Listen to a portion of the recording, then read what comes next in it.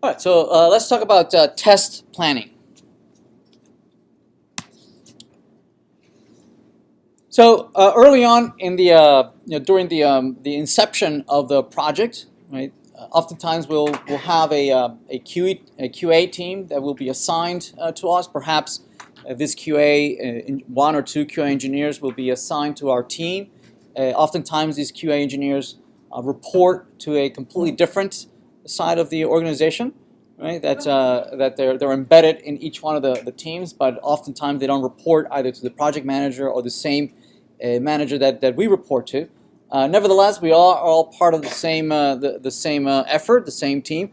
Oftentimes, these QA engineers might be not only servicing our team, they might be also embedded in other folks, other teams as well. So again, depending in each organization might be slightly different. Nevertheless, it's the way the organization is organized, how they interact with each one of the teams, what is the process of reporting defects and what the life cycle is. All this has to be documented early on so that everybody knows what are the limits and what are the expectations for each member of the team.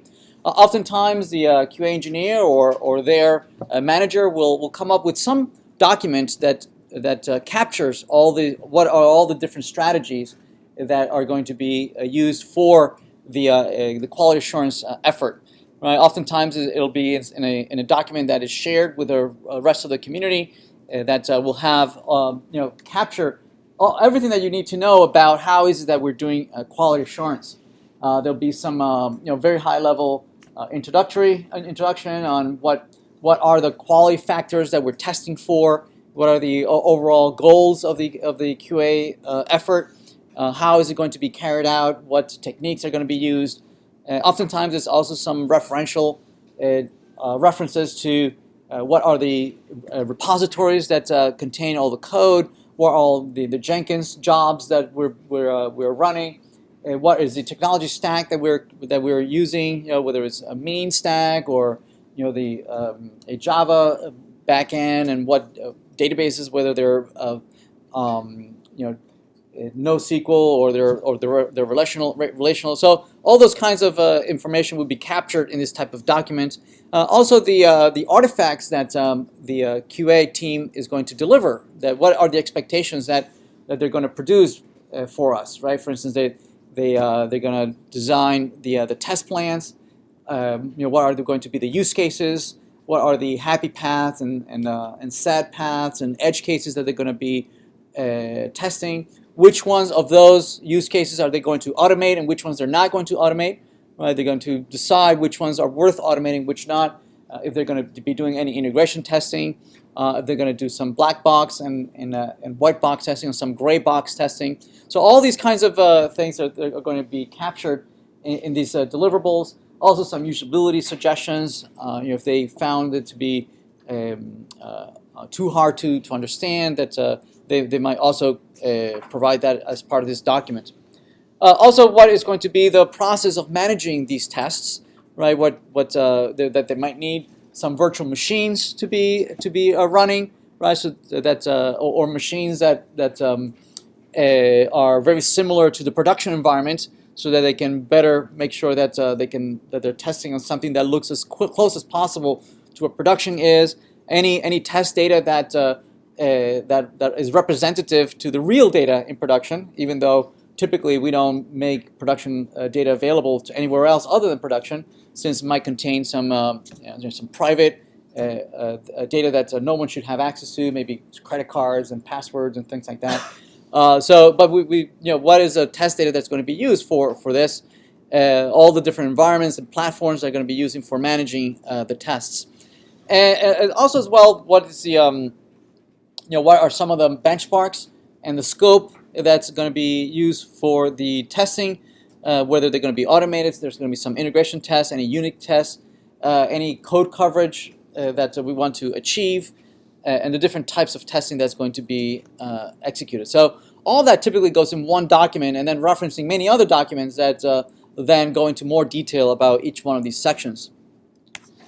In the test plans, typically we create a test plan for every one of the features that we implement.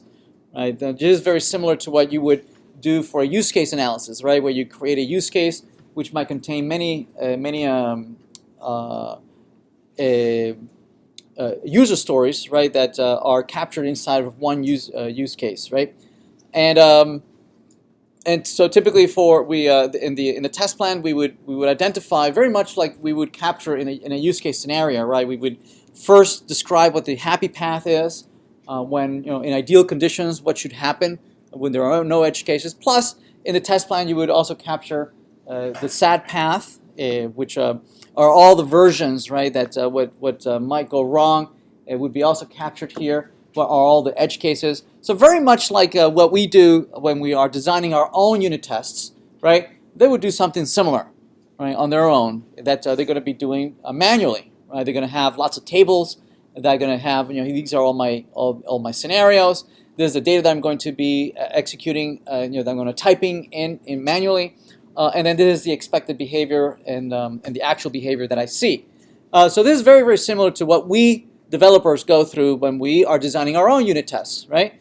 That we do some unit tests, plus we do some structural testing to identify what our code coverage is, and that feeds into what unit tests we're going to implement. So they go through through a similar process of identifying how is it they're going to do this manually and how is it they're going to automate this. Oftentimes this test plan evolves over time, and it's considered to be a living document. Right? This is not captured as something that doesn't change over time. Especially in an agile environment, right? That requirements change over time, and we accept those changes, right? We just accumulate them as part of the backlog, and then as we groom through the backlog, we make them and we plan them for the upcoming sprint. So part of that grooming, part of that effort at going through these requirements, the QA engineer participates in this, right? And just like we developers accept changes, right? And we know that we're going to have to do some refactoring, as the requirements change over time. QA engineers are also going to be faced with these same issues, right? They're going to have to go back and redesign their test plans, right? Since the behaviors might change over time. Now, some folks in the organization might be more willing or more open to changes than others.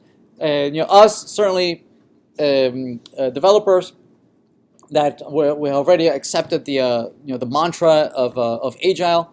We might be open to this kinds of changes over time, but other organizations might not, right? So QA might push back on some of this, right? Documentation might push back on some of that, right? Because as we change the behaviors, documentation is going to have to rewrite tons of pages that they wrote on specifying how the application works.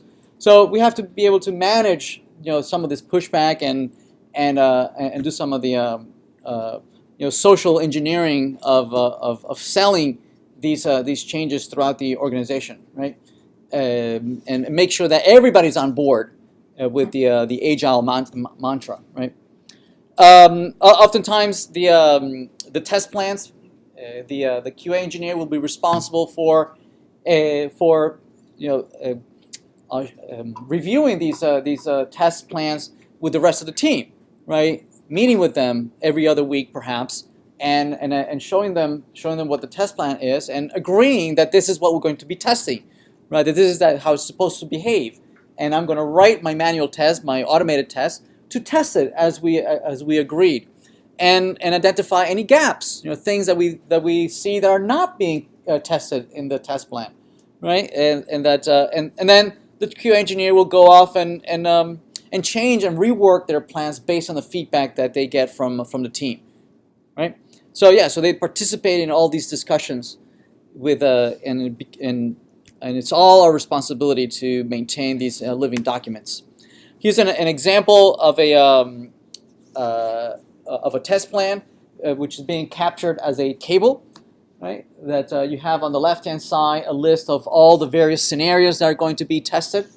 Here in this case, we are presumably this is a administrator who can add users or remove users or edit a user, very much like what you have, right? So from one of your teams is working on some of these features, and the QA engineer might capture what are the expected results for each one of these scenarios, right? That if they click on a button to add a new user, their expectation is that some modal will pop up, that they can fill in data for some username and email, that there's some button that they can dismiss the modal, and then the user then appears in some row. They also keep track on whether this has been automated, right, or is it purely manual. And also, they keep track of the latest time that this was invoked or executed, and whether it passed or failed. And it's their responsibility to maintain this document up to date, right? To go in and periodically revisit this, right, and update it to reflect the very latest that is actually implemented, right, and that it's agreed upon and signed off by everyone in the team, and everybody agrees on this. They also are responsible for writing a lot of the acceptance criteria that we had a chance to informally talk about this maybe a couple weeks ago, and you were tasked to implement some acceptance criteria. So we'll revisit this a little further and talk about it a little more formally. But acceptance criteria basically is just a set of conditions that you have to be met for the stakeholder to sign off on a feature. So the stakeholders, before it goes off to a stakeholder, we want to make sure that all the checkboxes are checked, and we know that it meets certain criteria, ready for sign off by some stakeholder, right? And the acceptance criteria is a formal document or a formal set of steps that are going to be used that allows everybody to understand what it is that we're building. Well, see, acceptance criteria is very useful for the developers, so that they it's very clear what it is that is going to be tested. So it's very clear what are you being asked to code, right, to implement, right? If you pass that criteria, the acceptance criteria, there is a very clear definition of what we mean by this to be done, right? Your work is done when the acceptance criteria is signed off. Now, for the business analyst, the acceptance criteria is also very useful to understand what is in scope, what is not in scope, right, that we have signed off on, what is that we agreed upon, that we are actually building. And obviously for the QA engineers, from their point of view, what is it that we're testing, right? This is exactly what we're testing and what we're expecting. Now, the acceptance criteria has a very formal format that written in terms of certain keywords, so that we can all understand and be on the same page on how these things are written. For instance, they might have in the acceptance criteria keywords such as given, when, then, and, right, which group together all sorts of conditions that what we would expect, that what we the type of input that we provide the user interface, and what is that we would expect the behavior of the application. So, for instance, the keyword given typically is used to state what the precondition or how we expect the initial state of the application to be in, right? What is it that we assume that the following things are true, right? That we are in a particular context, right, of the application, that it's in a particular state, and then we start exercising the application by stimulating the application with certain inputs, right? That's the when part, right? When is used, the when clause here. These are different clauses of the acceptance criteria, and when would be the actions or the various inputs to which you exercise the application, and then the then and the and are clauses that allow you to capture the expected outcomes that and the behavior that the application is expected to behave. Right, and this is compared against the actual behavior of the application. If the actual behavior has discrepancy with the expected behavior, then the QA would log a defect and assign it to whoever's responsible for. Right. So as an example, just consider a very trivial user story, right, for implementing the addition of a brand new item into a shopping cart, right? So, for instance, the acceptance criteria might read something like, given that I am viewing an item, when I press the Add to Cart button, then the item is added to the cart. Right? So this is again, it's a very formal description of what it is that we expect the behavior to look like, right? Again, this is obviously just a different, perhaps, way of capturing what we already talked about in use cases analysis, right? Where you might have a formal description of the steps by which we capture use cases and user story. But this is more what the jargon and the format that QA engineers would capture these tests. And the collection of all these test cases is what is referred to as a test plan, right, for every single feature. So this is a successful user story or a user interaction, and you would also capture the edge cases, right, or where. So this is a happy path, right? The happy path is that the item is in stock, that presumably we're logged in, and maybe there's even a credit card already associated. All those things, assuming that all things are good, then this is the happy path. And then obviously they would also document all the edge cases, right? Of perhaps maybe the item that you are adding to the shopping cart might be sold out, right? So for instance, you might capture things such as, given that I am viewing an item that is sold out, I press the add to cart button, and the item is not added, right? So the expectation is that the item is not added to the shopping cart, right? And that perhaps some message pops up telling us why, right? What went wrong? That is that the item is out of stock. Again, a formal capture, right, of what the interaction might look like, what the expected behavior is, and what the QA engineer is going to go through. And this clearly captures from everyone's point of view, the developer, the business analyst, and the QA engineer is very clear what it is that is being built. Okay. And once it's clear across the various folks participating in the team, what is it that we're building, now it's much easier to come to an agreement of what it is that we mean by done. Right? Oftentimes, when we say that we're done implementing something, oftentimes it doesn't mean the same thing for everybody, right? Oftentimes for the developer, done means when it works locally on my machine, right? That's as far as they will see, especially if these folks are somewhat junior, that they're not as well versed with working in teams, and that they don't yet know that they're they're the small part of some much bigger machine, right? That has a lot of interactions.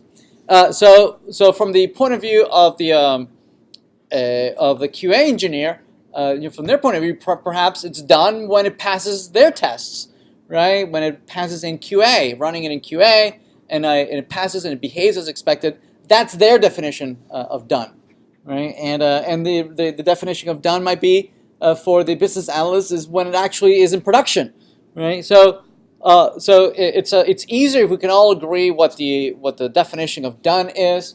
It might be that we all agree that it's when it's in QA, that it passes all the tests, all the integration tests, all the QA tests, and the business analyst has signed off on the behavior. Then we can consider the feature to be done. Now, oftentimes, it's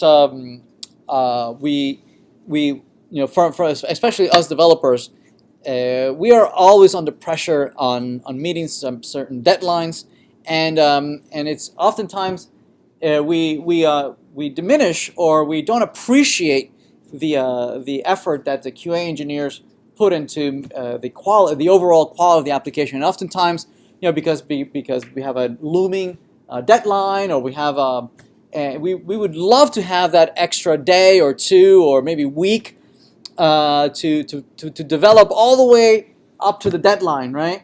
And somewhat being over optimistic of our ability to produce something of quality. And oftentimes we either have we have a lot the temptation of just rushing or skipping over the QA effort or cutting corners, and we'll get to it later, and we put in some technical debt that we say, well, okay, well, just do it this way. We'll come back to it and fix it later. So you want to try and avoid all that at all costs, right? That it's better to manage the expectations of our peers, or manage the expectations of the VP or the project manager, and just come clean and say, we're not ready, right? We cannot test it. We haven't had a chance to test this, and we'll just have to manage the expectations. That's very, very hard. Us human beings, we don't like to give bad news. We don't like to. We are oftentimes adverse at confrontation, and oftentimes we like to pretty print or to sugarcoat some bad news, right? So we have to resist that temptation, right? And just tell what like it is. Obviously, the earlier as early as it can be done, so that we can manage those expectations, right? And it's better to